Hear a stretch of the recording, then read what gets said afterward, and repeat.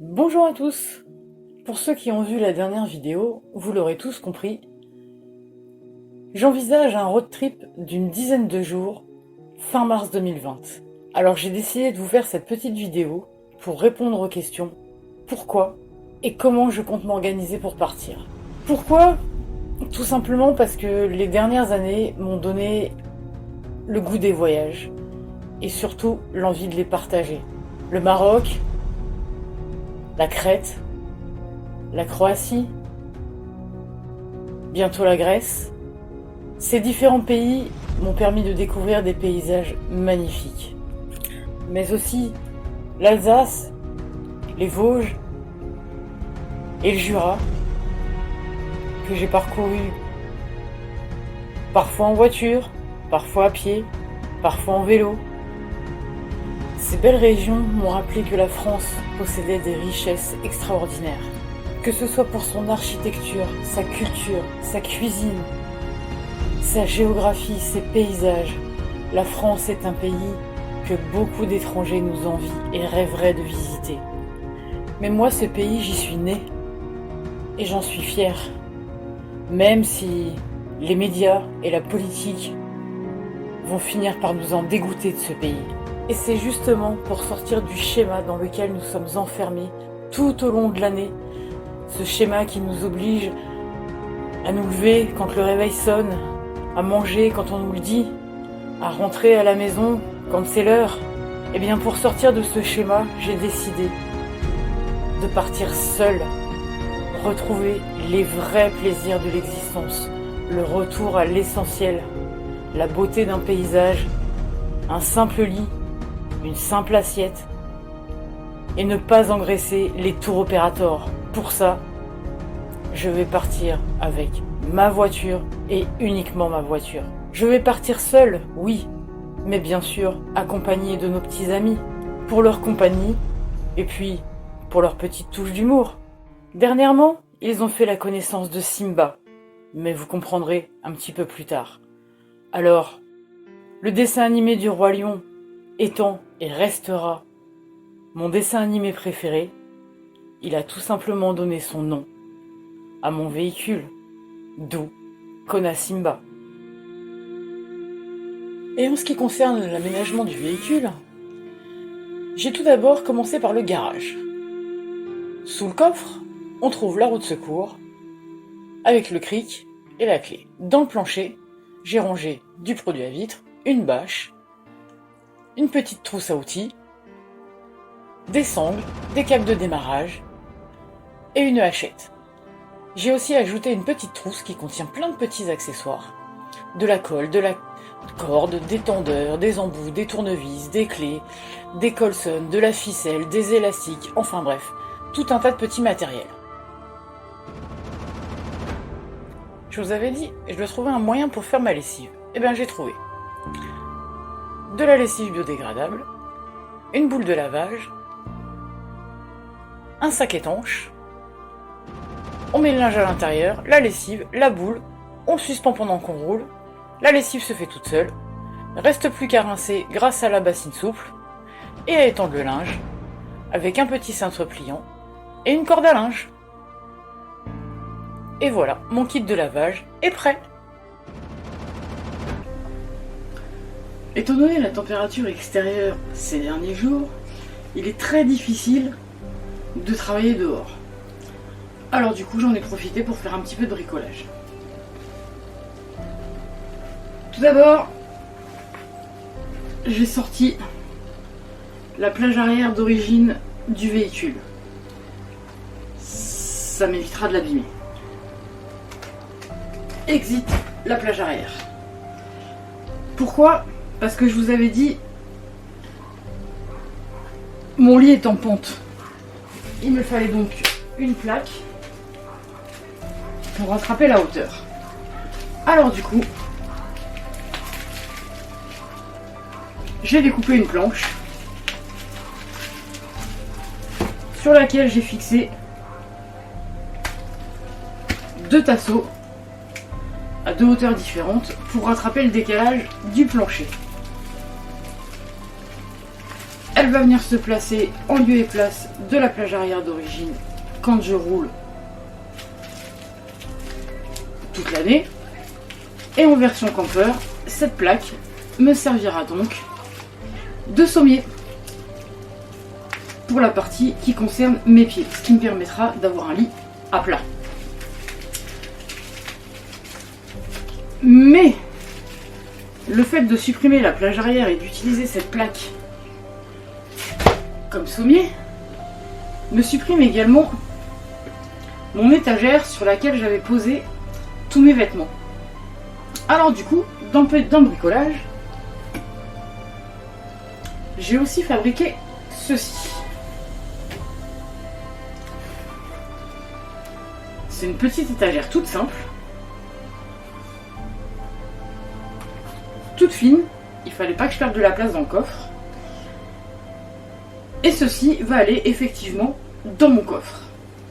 Alors, sur cette partie-là, va venir se loger mon matériel de camping, à savoir ma chaise pliante, le pied de la table, ainsi que la bâche et les pieds du auvent extérieur, qui seront donc accessibles de l'intérieur, mais surtout de l'extérieur, par le côté où je me trouve. Et dans cet espace-là, vient se loger dans la longueur mon sac de nourriture, auquel je peux lui aussi accéder par l'extérieur et aussi par l'intérieur, à savoir de ce côté-là. J'ai juste laissé suffisamment de hauteur justement pour pouvoir accéder à l'intérieur du sac. Toute la partie qui se trouve par ici, et bien en fait c'est la partie où il me reste un petit peu de place, et surtout complètement de l'autre côté, c'est là où j'aurai mon lit. En l'occurrence, les pieds de mon lit. Alors, du coup, ça me laisse une étagère ici pour pouvoir poser un petit peu de matériel, comme le ventilateur ou l'enceinte Bluetooth, une gamelle, une assiette, peu importe, je sais pas encore, mais ça me laisse un petit peu de surface. Ici aussi également. Et sur le côté, j'ai fixé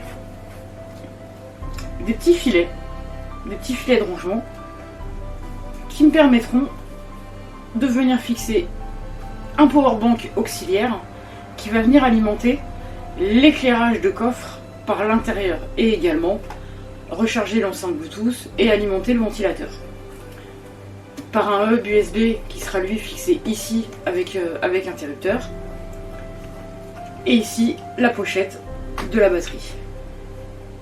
En théorie, ça devrait fonctionner. Voilà pour ce qui est des petits bricolages. Mais en utilisant la planche de la plage arrière comme sommier, effectivement, je perds mon étagère où j'avais installé mon dressing.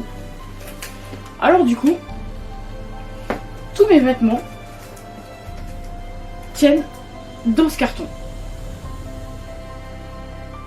que je pose sur la plage arrière en temps normal, mais qui viendra s'installer à la verticale, alors dans une housse et non pas dans un carton, justement pour éviter que ça tombe. Et tous mes vêtements sont rangés dans des petites pochettes, organisées. Et je vais vous expliquer ce que j'ai préparé pour effectivement environ 2 semaines.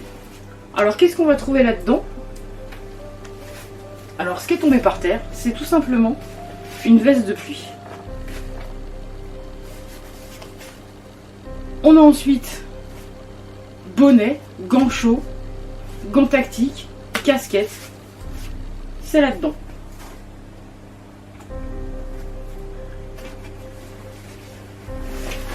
Le gros, tout de suite accessible, ce sont mes vêtements pour la nuit. Une grosse paire de chaussettes et un pyjama chaud avec un petit short selon la météo.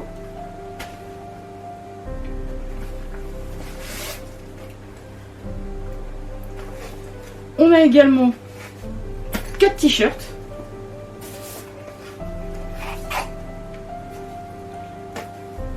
3 rechanges de sous-vêtements.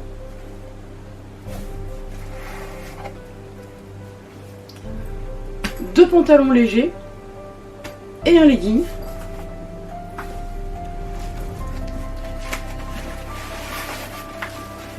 Dans le gros, tout en dessous, on a un gros pull polaire et un pantalon de survêtement chaud.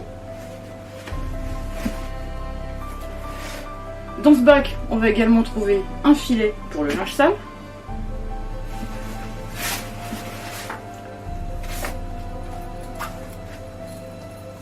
un petit sac à dos pour aller faire les courses ou si j'ai pas prévu.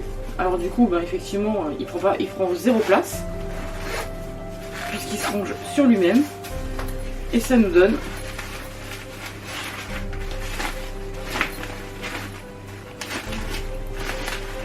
un petit sac à dos bien pratique, petite pochette.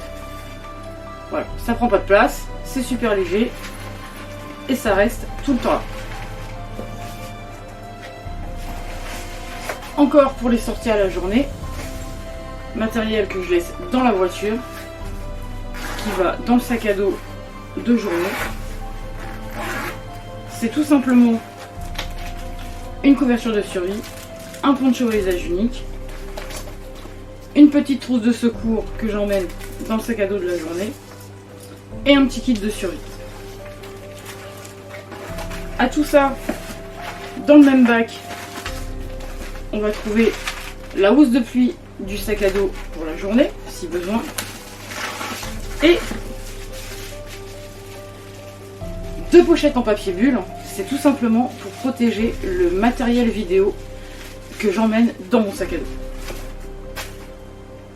Voilà en ce qui concerne mon dressing. Tout ceci ira dans une pochette, dans une grosse sacoche qui fait un petit peu valise que j'ai commandée, mais qui va mettre un certain temps à arriver jusqu'ici. Alors pour le moment, c'est dans ce carton, ça tient. Et voilà en ce qui concerne le dressing.